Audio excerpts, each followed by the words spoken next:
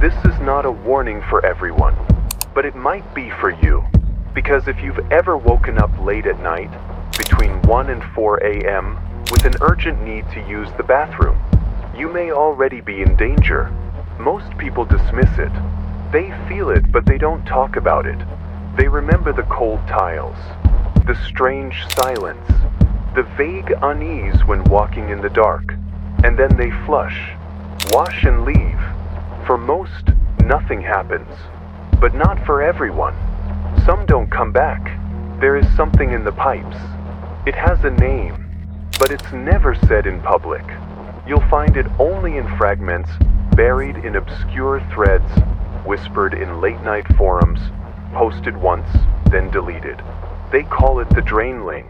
It doesn't live in the walls. It doesn't live in your attic. It doesn't crawl under your bed. It lives in one place only, the blackness beneath the toilet.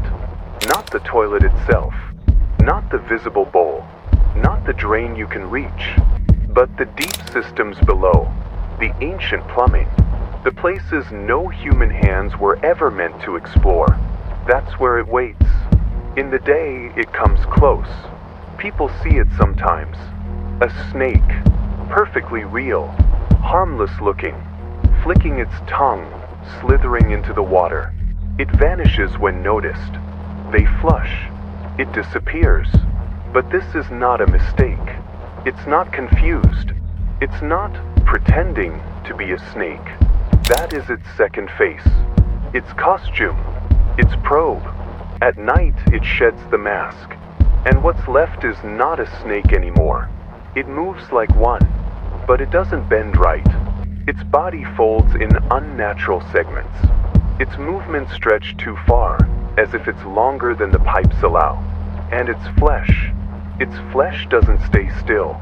It pulses, flickers, vibrates like static against skin, like it's struggling to hold a shape. And then there's its face. The face is always wrong. It isn't something your brain can easily describe. A face made by something that knows what a snake looks like, but doesn't fully understand life. The mouth opens in 4 directions, in perfect sync. There are too many teeth. No tongue, just a soundless hole. The eyes are blacker than shadow, and beneath the skin, there's movement, as if something else is wearing it. People say it watches them. From the water, from the dark hole. It waits. And when the time is right, it bites. But it doesn't always bite the same way. In some cases, there's no struggle, no scream, no wound, only silence. Someone wakes up to pee. They never return. They are found in the morning, lifeless.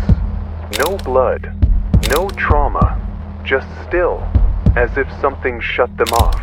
Doctors blame the heart, a seizure, brain failure. Families say things like, "He was fine yesterday, just woke up to use the bathroom and found lifeless." There's no warning, no explanation, and no justice. Then there are the others, the ones who vanish. They walk in and don't walk out. The bathroom door left open, lights still on, toilet untouched, but the person? Gone. No prints. No sign of exit, no broken windows, no sounds.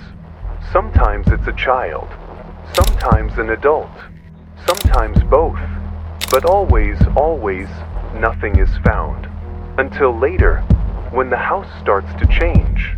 The floors leak, the toilet overflows, brown water tinged with red, the pipes groan, the ceiling drips, and when workers finally open the system, they find something stuck deep in the bends, twisted, folded, a human body jammed into places no human could ever fit, as if they were pulled down inch by inch through the toilet itself, skin peeled by pressure, bones snapped at unnatural angles, face frozen in one final moment, mouth open, eyes stretched wide.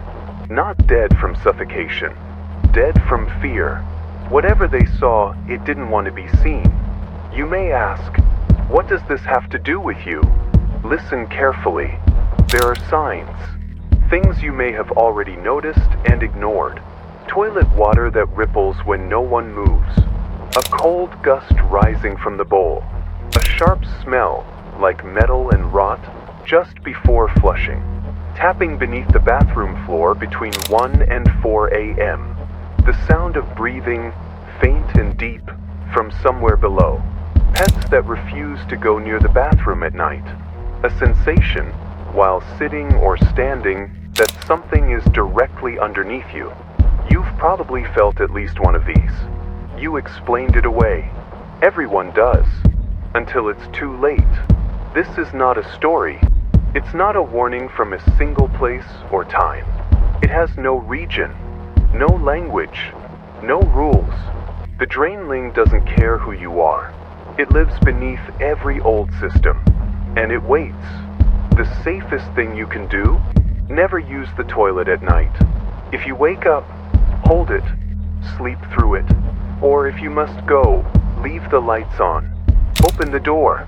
Don't close your eyes. Flush only once. And listen very, very carefully. Because if you hear breathing, you're already being watched. People ask, why doesn't it bite everyone? Why only some? We don't know. Some think it feeds only on fear. Others believe it marks certain people, follows them, waits for years. But the truth is this. There is no pattern. There is no protection. You are not safe just because nothing's happened yet. And if you have felt even one of the signs, you might already be on its list. There's no cure, no poison, except the prayers. If it chooses you, it's already too late. So consider this a final measure. If you're watching this now, cover your toilet before sleeping. Close the lid. Block the drain. Let no water stand overnight. Leave a light on. Keep your feet warm. And never ignore the signs. The humming behind the tiles. The breathing through the pipes. The voice that calls your name softly through running water. It isn't a dream. It isn't imagination. It isn't in your head. It's in your pipes. And it's waiting. Just one flush away. One step across the tiles. One more night where you think it's probably nothing. But you'd be wrong. Because if you use the toilet at night, you're not safe. And some part of you already knows that. You felt it. And if you felt it, it's already close. And it never goes away. It only waits. And waits. Until you're alone. Until you close your eyes. And let your guard down. Then and only then, it bites. And no one will hear you. No one will see. And the only thing left will be a ripple in the water. And silence. Forever.